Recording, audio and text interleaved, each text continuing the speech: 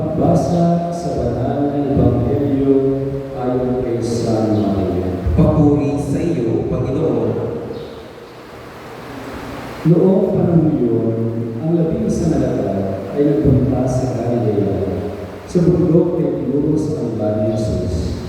Nang makita nila si Jesus, siya'y sinambalila, bagamat may ilang nag-aalinlangan. Lumapit si Jesus at sinabi sa kanila, ibinigay na sa akin ang lahat ng kapangyarihan sa langit at sa lupa. Kaya humayo kayo at gawin niyo agad ko ang lahat ng bansa. Binyagan niyo sila sa ngalan ng Ama at ng Anak at ng Espiritu Santo. At turuan sumunod sa lahat ng ipinagutos ko sa inyo. Tandaan ninyo, ako'y laging kasama ninyo hanggang sa katapusan ng sanlibutan. Ang mabuting balita ng Panginoon. Pinupuri ka namin, Panginoong Jesucristo. Magsiupo ang lahat.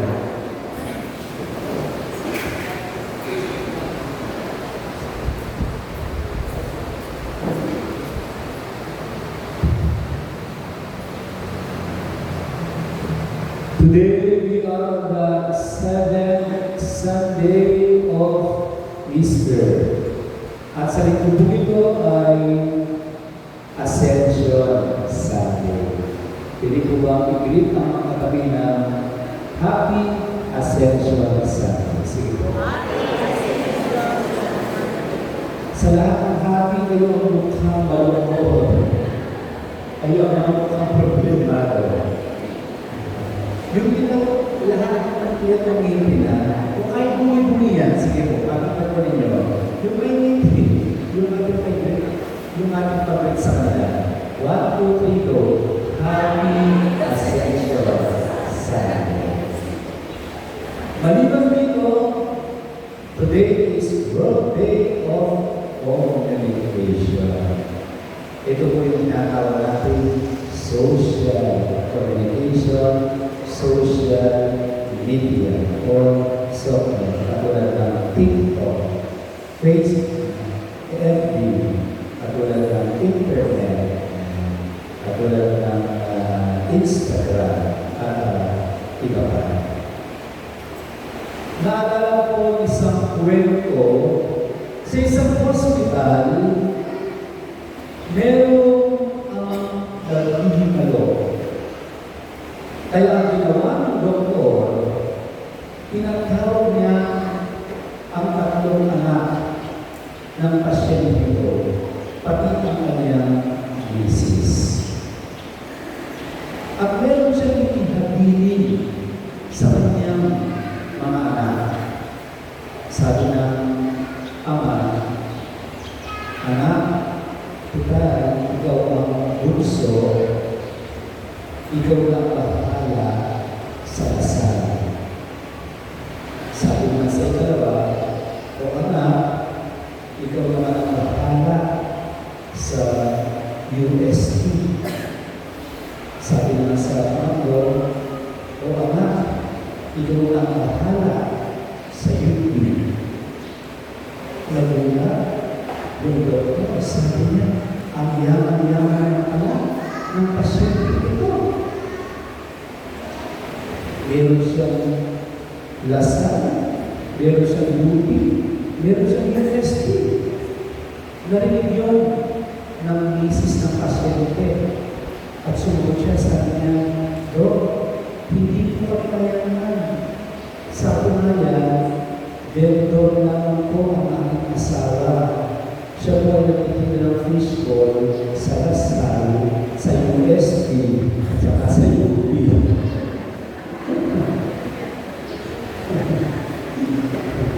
Yun po yung tatapinin ng ama sa tatlong anak. Yung kanilang panindag fishball sa tatlong eskwelahan. May pagkakalang po sa inyo. Meron kayo po kayo namatay na mga sa buhay. Bago sila yumao, meron po ba silang habilin sa inyo? Meron po ba? Kayo po, meron? Sister Gloria, buhay pa ang mama mo. Sister Gloria na, 80 anyos. Malay natin, di ba? Buhay pa na. Meron po ba mahagilin ang nanay na bago sa mga kayo? Meron? Ay, buhay niya. Yung aking tayo ng lupa, ito ang makakala. Ang galing po. Sino ba yung mga nakatayo dito? Meron ba mahagilin ang inyong mahal sa buhay? Bago sa kayo na ako? Nasa ito, yan na kumakakas ito. Meron ba? Ano mahagilin sa'yo? Magpatayo ng bahay. Yan. Ganun. Ang sabi sa'yo, magpatayo ng bahay sa Manila.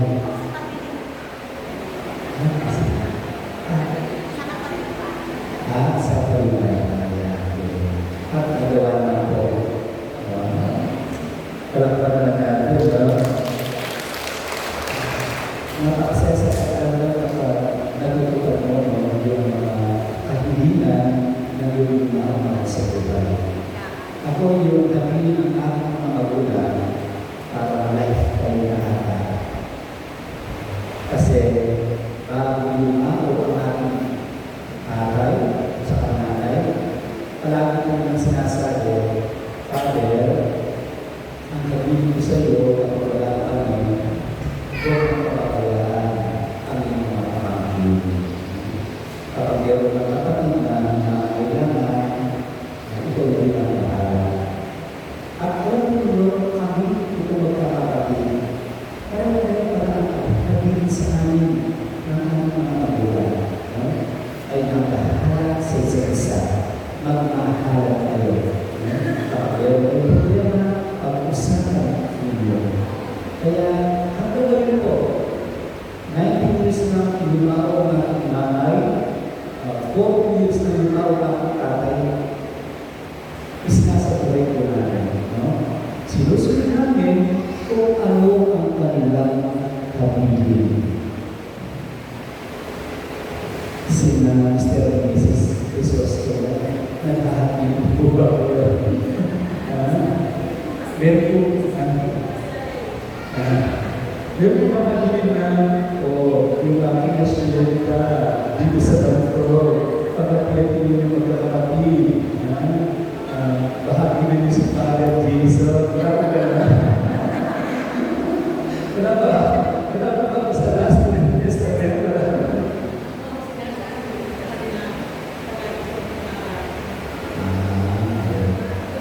Lagi daw po yung mga hindi po ako kasali sa last testament na. Kinulit eh, kinulit. Hindi ko sa'yo. Napag-uusapan po natin yung pinahagilin, yung ating Panginoon Jesucristo sa ating Ebanghelyo na nabasa, bago siya umakyat sa langit, meron din po siyang habilin sa kanyang mga alagad. Ano ang kanyang habilin? Kumain kayo, gawin ninyo mga alagad ko ang lahat ng bansa. Binyagan sila sa ngalan ng Ama, ng Anak, ng Espiritu Santo. Amen? Kaya tandaan po ninyo, hindi lang kami mga pareha ang may misyon, ang may obligasyon. Lahat tayo mga binyagang Kristiyano. Ang obligasyon natin, higayatin natin ang ating kapwa-tao, ang ating kapwa-katolikong Kristiyano, papalapit sa Diyos, papalapit sa ating simbahan. Amen? At sino yung ating kapwa katoliko na Kristiyano? Unahin natin ang ating pamilya. Magsimba ka, hindi yung ikaw na. Magsimba ka, isama mo ang iyong magulang, ang iyong kapatid, ang iyong anak. Kung meron kasintahan, isama mo yung kasintahan para lalong maging matatag ang inyong samahan, ang inyong relasyon. Amen? Hindi yung kanya-kanya na. Matulog nandun pa yung tatay ko, bahala na siya, basta ako magsisimba. Huwag gano'n. Dapat all. Di ba? O kaya, nakita mo, naglalakad ka, kahit naman ang simbahan natin, naglalakad ka, nakita mo yung kaibigan. No? Nakikipag-marites na. Sasabihin ng sexually, bahala na yung mga marites dyan, basta ako magsisimba. Pwede mo naman sabihin na, friend, para maging mag-blessing natin sa atin, simba lang tayo. Mamaya, habang tayo pauwi, pwede tayo magsigahan. Magkwento na about kung sa Holy Father. In that way, hindi lang ang ating pamilya, pagkus pati na rin ang ating kapwa-tao, ay kaya natin papalapit sa Diyos, papalapit sa ating simbahan. Okay? So, dapat tayo mismo ang maging instrumento. Okay? Instrumento ng pamilya. Sana po instrument, hindi yung distraction. Ano po ang ibig sabihin dito? Kasi mismo yung mga nagsisimba ang nagbibigay distraction sa kapwa ng mga Kristiyano. Mali po yung pananaw ng iba na kapag magsimba. Ayaw ko magsimba. Kasi yung mga nagsisimba, mga chismosa naman. Kasi simba lang nila, tumichismis pa sila, nagmamalites na sila. Mali yung pananaw po yun. No? Ang totoo, tama naman talaga sila magsimba. Kapag gusto, maraming paraan. Kapag tayo, maraming dahilan. Ginagawa ko nila noon, no?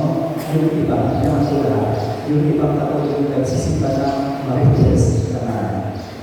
Okay? Pero minsan nangyari yan, lalo na sa mga hindi ganun tagal ng kanilang pananampalataya.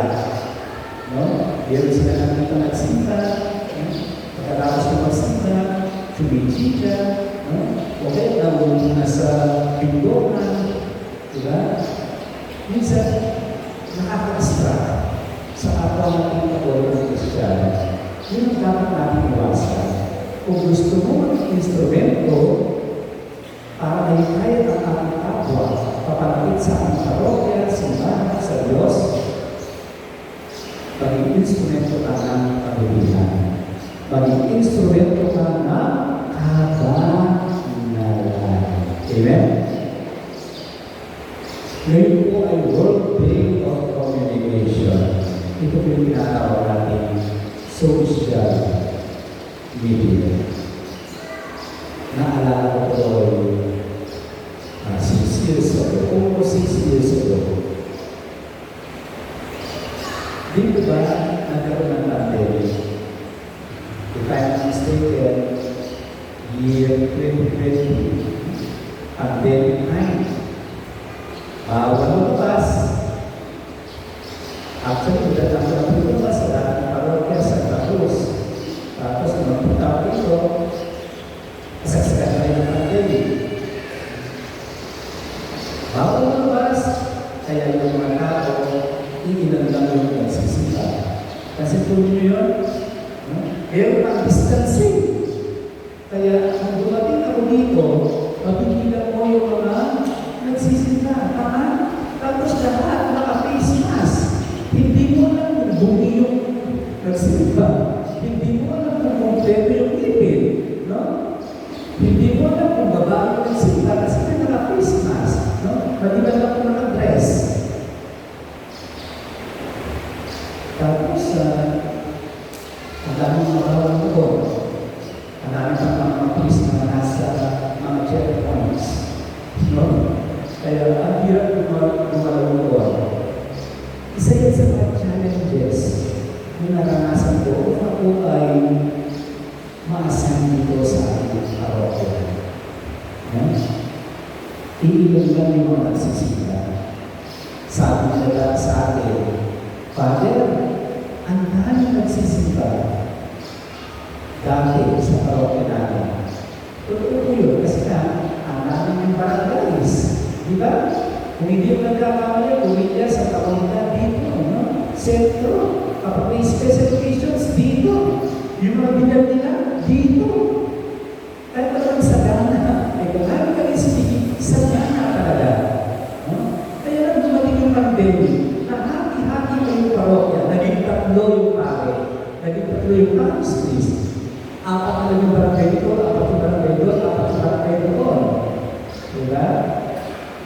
Kaya dumating ako, si Father Pablo, one lang siya dito, no? Kaya ako yung mas matagal sa kanya. Magsisisiyos na po ako. Nung dumating ako, nasa inyo namin ang tao. Kasi nga, pandemic. Diba? Nasa yung masakana. Kasi mabibilang tayo ng tao. Diba? Pero yung mga nagpapamisa naman. Diba? Yun ang isa sa mga challenge sa akin. Mabuti na lang, merong software. Merong TikTok, merong Blue App. Naging ano po yan, platform sa atin para makapag-evangelize. Kanino? Doon sa mga takot lumabas. Kasi bawal ang lumabas. Malaking po yun sa atin na para makapag-evangelize. Kahit ilan lang yung mga nagsisimba, nagkikita ko nila ang kanilang simbahan, ang kanilang kawalan. At nakikita nila, dito ako dito ng parish priest. No? Kaya nung ultima, dahil sa pandemic, dahil kahit sa paano, ilalagay niya na po ako, no? At lumagas ang patado, ayan na. Ganyan na po ang mga nagsisimba. No? Natutusin, ang iba niya na, in fairness, puwerta. Dahil nakatapos na ng ating fiesta. No? Alam po ninyo, ang laking tulong ng software sa atin, maliban sa nakakapag-evangelize ako, nakakatulong ako sa mga charities, sa mga best fortunate ones. Kung wala yan, hindi ko alam kung paano magbigay ng tulong sa mga special children. Lahat ng mga pinupost ko sa software, naging platform ko yan. Para lahat ng mga viewers, pakilala na yung mga less fortunate ones, especially mga special children, mga charities. Yung mga followers ko, alam niya, no? Kasi tumatang lahat ng mga videos ko, mga pinupost ko sa inyo, no? On software. Bakit ko po pinukwento sa inyo? Ang mass media, dapat ginagamit yan sa tama, ginagamit yan sa mabuhi. Kasi po ninyo, sa software ngayon, ang daming mga fake news na para kumita lang sila. No? Para makakita maraming views, maraming mga fake news, no? Maraming mga fake accounts, no? Maraming mga nag-i-scam. Ginagamit nila sa pati ang social media. No? Kaya, instead na yung mga nanonood, napupunta sa kamantaan, nakakalim sila sa kamantaan. No? Kasi na, through social media, yung tama, ginagawa nila. No? Yung katotohanan, ginagawa lang namin. No? Kaya, ito isang talagang maalala sa ating lahat, sa mga active on social media, sa mga content creators, sa mga araw-araw na aktibo sa software. Gamitin natin advantage ang social media, no? Para mahayag ang ating kapwa para sa Diyos. Kung mag-focus ka sa ilit na nakaka-inspire, makakapag-encourage sa iyong kapwa at kapwa, papalapit sa Diyos, papalapit sa simbahan.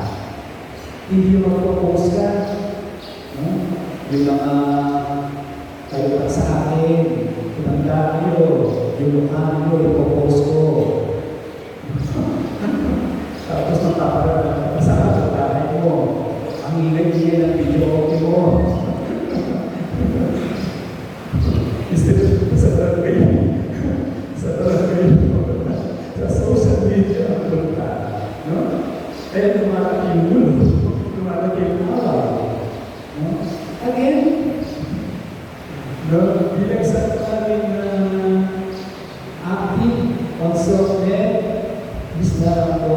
ininayos ko kayo na gamitin sa tama, gamitin sa mabuti, gamitin sa pag-encourage sa ating kapwa, lalo lang sa mga kapwa Katoliko, ang social media para lang sila makakapit sa Diyos at makakapit sa ating sikap.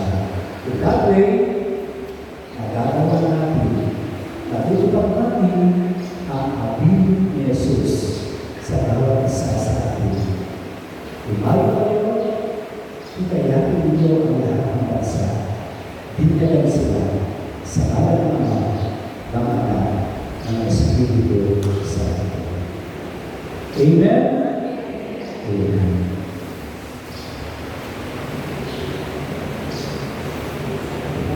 Magsitayo na.